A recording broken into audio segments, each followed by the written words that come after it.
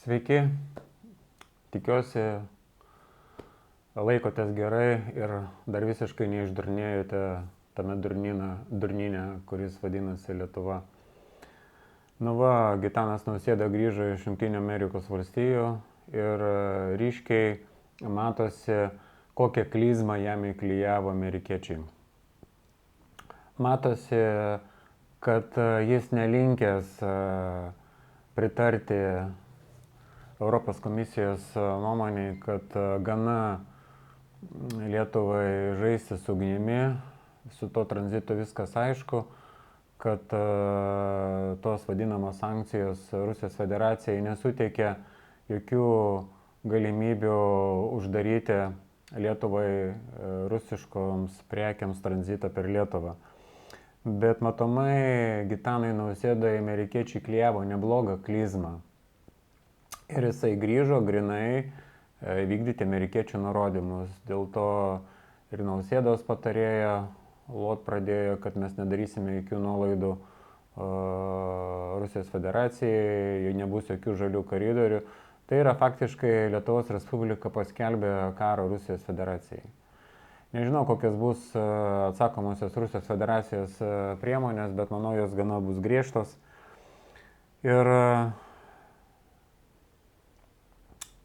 reiktų suprasti vieną dalyką, kad tiek konservatorių partija, tiek valdantysis elitas, tiek bekiaušis Gitanas Nausėda, jie patys nieko nepriima savarankiškai, jie tiesiog viską daro tą, ką pasako amerikiečiai arba britai. Net apeidami Europos Sąjungos, Europos komisiją.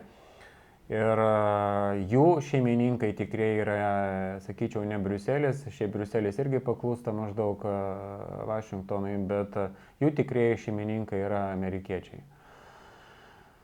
Ir visi taip vadinami antisisteminiai portalai, kabutėse antisisteminiai, tokios kaip Rūta Janutienė, savo laidose negvildena tokios problemos, kad problema yra ne konservatorių partijoje, ne valdančiame elite, o turėtų kelti klausimą, kodėl jie yra patkablučnikai, amerikiečių, kaip sakoma, halujai. Tas faktas yra tiesiog apeinamas ir laidose, taip vadinamose opozicinėse laidose, opozicinėse, aš turiu minti kabutėse, kalbama, kad neva valdantysis elitas savarankiškai priiminėja sprendimus net prieš Europos komisiją ir neva dirba jie Kremliui. Toksai visiškai psichopatinis, visiškai bukas naratyvas, vietoj to, kad suprasti, kad Lietuvos elito šeimininkai yra amerikiečiai. Nausėda grįžo grinai su įklijota klizma ir vapa kažką, kad mes jokių nuolaidų nedarysime Rusijos federacijai. Na, tegu nedaro. Gal tai ir išeis Lietuvai ir į gerą. Turiu minti, kad kas gali pastumti tą valdantį elitą nuo politinio gyvenimo. Nežinau, tokios kol kas Lietuvoje jėgos nėra. Tai tegu loja, tegu ir prisiloja ir gauna per kepurę. Tai su šito viskas kaip ir aišku, o tos vadinamos, kaip mėgsta ir Janutienė kartoti, normalios vakarų šalis, kurios neva neblogai tvarkosi, visiškai yra ne taip, kad ir pavyzdys dabar Olandijoje vykstantis streikai, žemdirbių streikai. Policija tenais yra labai žiauri. Jūs turbūt jau žinote, kad policija nušovė 16-metį vieno fermerio sūnų. Neva jisai ten kėlė policijai kažkokią tai grėsmę, jisai buvo nušautas, aišku, jo tėvai su tom nesutinka, bet policija atidengė jį ugnį.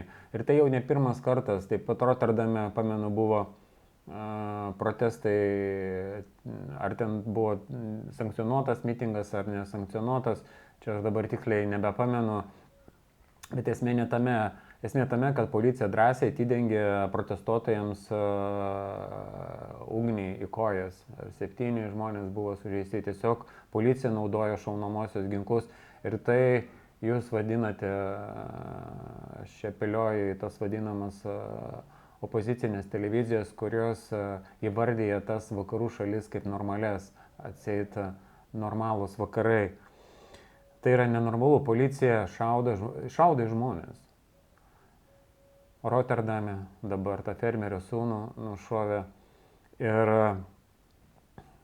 kai buvo tos madingos lygos protestai Amsterdame, yra begalė video, iš kurių matyti, kaip Olandijos policija elgėsi su žmonėm, tiesiog pjūdami šunimis, vilkiniais šunimis, nesibodėjimą, šunis paleidžiami į darbą ir aš asmeniškai pats mačiau, kaip policija su bananais vanoja moteris. Tai reiškia, jiems yra policijai atrištos rankos, tie patys procesai turbūt bus rudenį ir Lietuvoje. Ne veltui Lietuvos vyriausybė didina pirkinių skaičių, perka visokias antiriaušinės priemonės. Žodžiu, nusimato labai linksmą rudenį.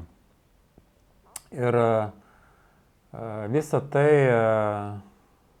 prisimenu, kada gyvenau Jungtinėse Amerikos valstijose, labai daug paskaitų perklausiau Alan Watt paskaitų. Jisai jau prieš 15 metų sakė, kad į Europą ir aplamai pasaulyje ateis badas.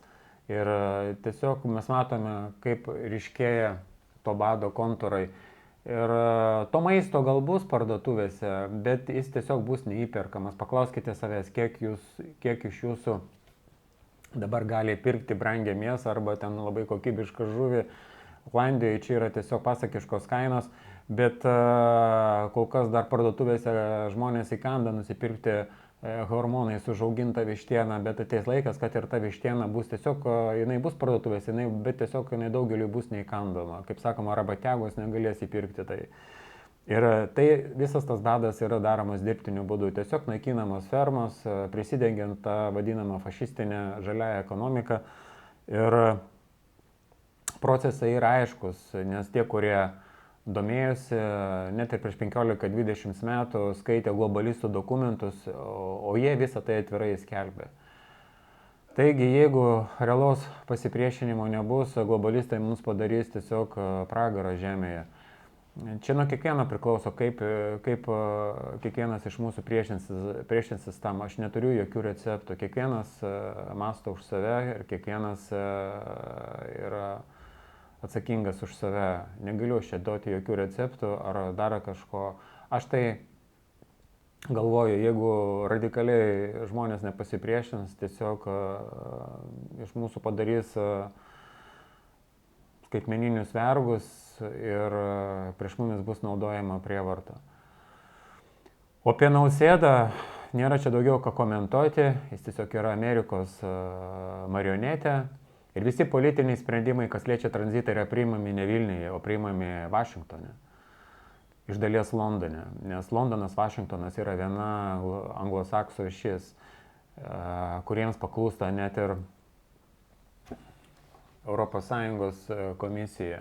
Tiesiog ten truputį metodai skiriasi, bet tiek Jungtinėm valstijom, tiek Didžiajai Britanijai naudingas chaosas prie Rusijos federacijos sienų. Tiek skatinti karą Ukrainoje, kad jisai nesibaigtų, tiek užkurti naujus karo židinius. Ar Lenkijoje, ir Lietuvoje čia kaip susiklostys geopolitinė situacija. Ir tai jiems padės mūsų marionetės Gitanas Nausėda, Lietuvos visas politinis elitas ir kiti Lietuvos ponai. Aišku, ponai, jie tikrai ponai, nes kiek iš spaudos mačiau, šventė Mindauginės prezidentūroje ir tam nepagailėjo 40 000 eurų. Tiesiog parazitiniai šakalai hienos jie yra. Ir jie gali kalbėti tą, ką nori. Jie už savo žodžius neatsako. Jie gali sukelti karą, jie gali sukelti ekonominės problemas Lietuvos žmonėms. Jie už tai neatsako. Jie turi stogą, jų stogas yra Jungtinės valstijos ir jie gali vogti ir kitaip ir kitaip rūpinti savim. Tai tokios naujienos, ne ką, žiūrėsim, kaip čia viskas bus su to tranzitu. Ir norėčiau jums patarti, kritiškai žiūrėti tas vadinamas televizijas, kabutės antisisteminės televizijas, Rūtos Janutienės, Giedrios Gorėnės, Orlausko, Klevečkosko televizija, kitaip, kaip jinai ten vadinasi, kurie iki šiol užsidėjo vėliavėlę savo logoje.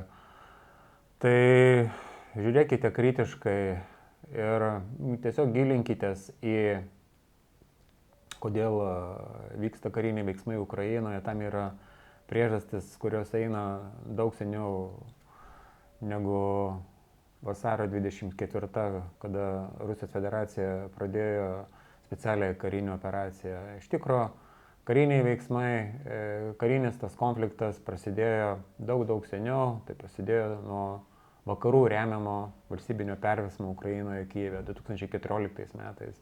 Vakarai jį rėmė, palaikė, skatino ir turime dabar tą, ką turime.